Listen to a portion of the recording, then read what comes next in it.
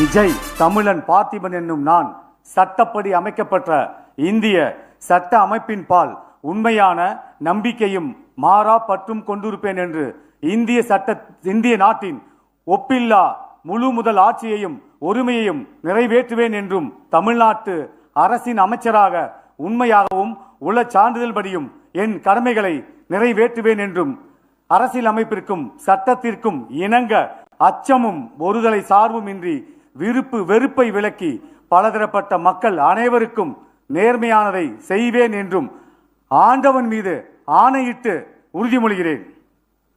நான் திரு ஆ.